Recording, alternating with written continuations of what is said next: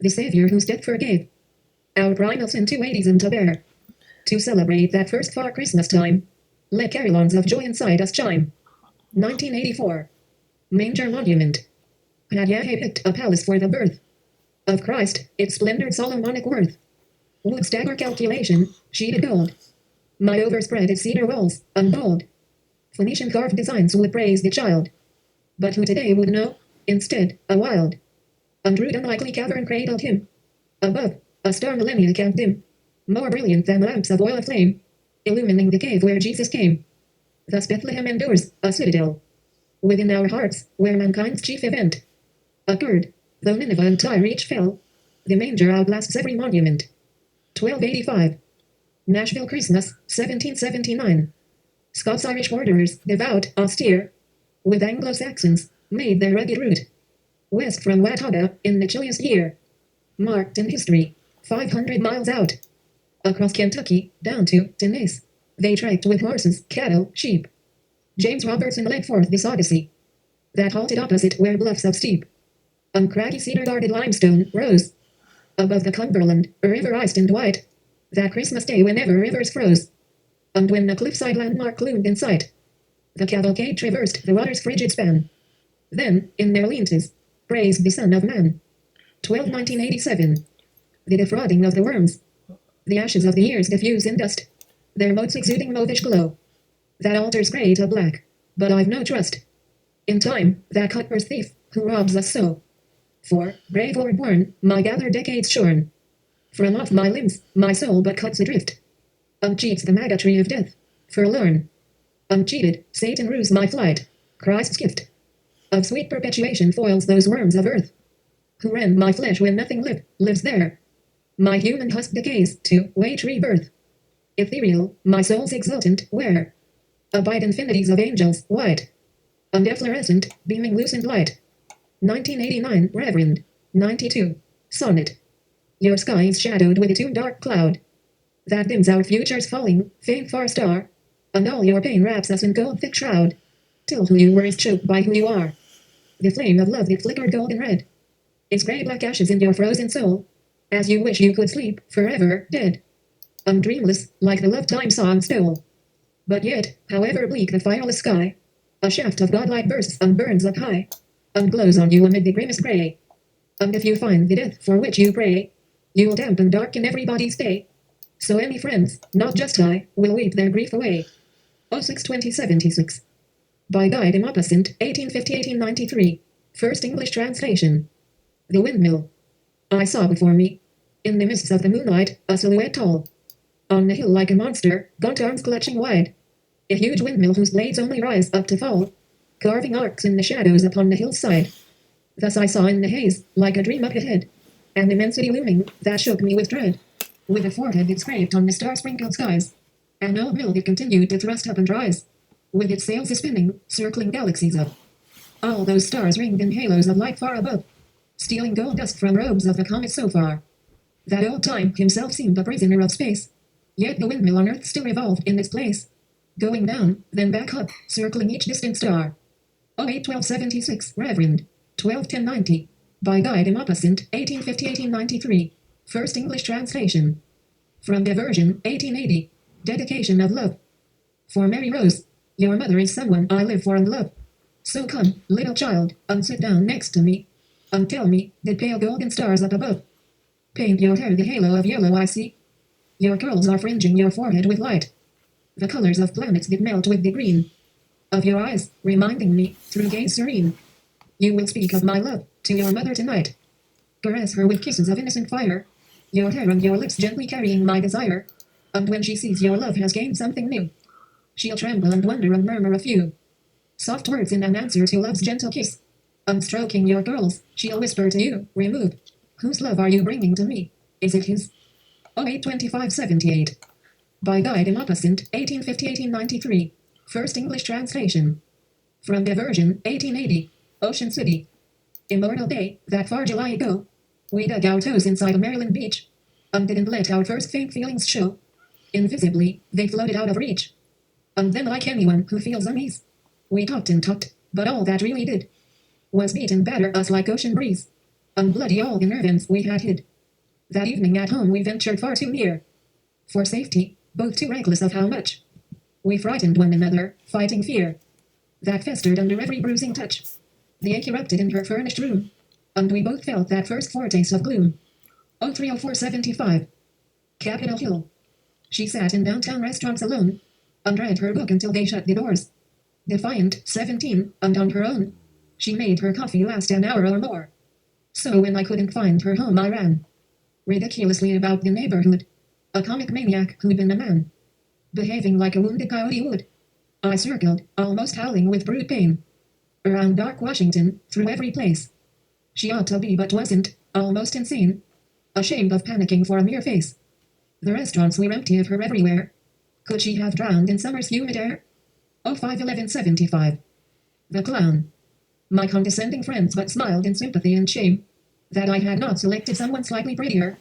They didn't know I hoped I'd trade my name for something somewhere back inside of her. Around her I was awkward, quiet, cold. Sweet agonies like a gray, ungradeless ghost. Or else too loud, impressing her with manly noise. That was but adolescent, clumsy bold. Bravado that at best but bores, annoys. And at its worst tells people you're unsure. Of love and life, and of yourself the most. And so I struggled silly through the pure. I harried friends to make them see her charm.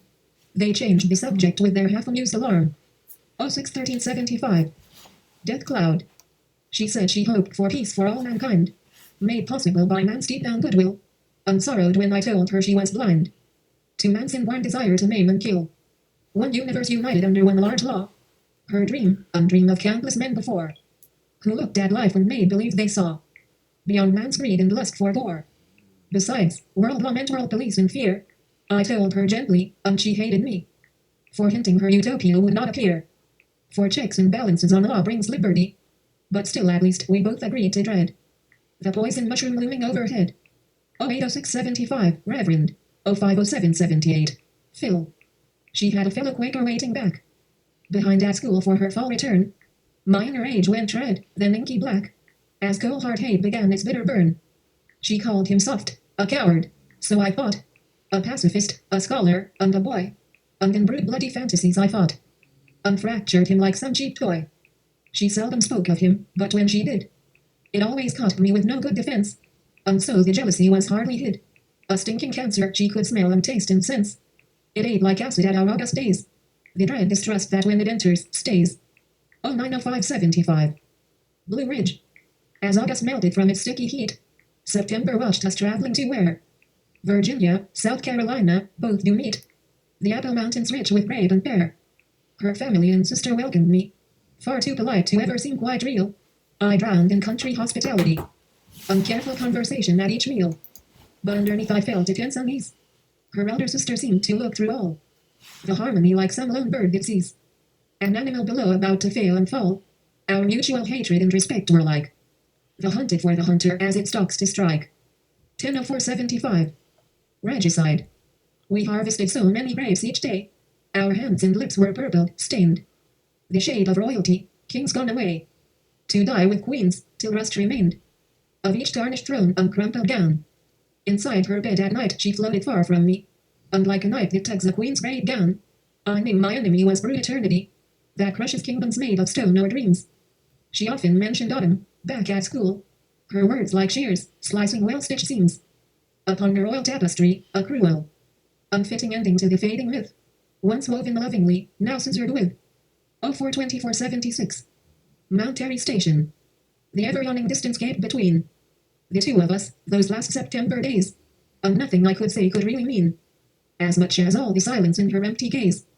I packed my summer clothes in hopes, undressed for autumn, that last afternoon, when breezes shook the farm and apple slopes, and rain beat down a bitter, timely tune, upon the wooden eaves and winding road, as we drove down together to the train. The loss of our idyllic summer showed upon my face, like slashing, whip-struck pain.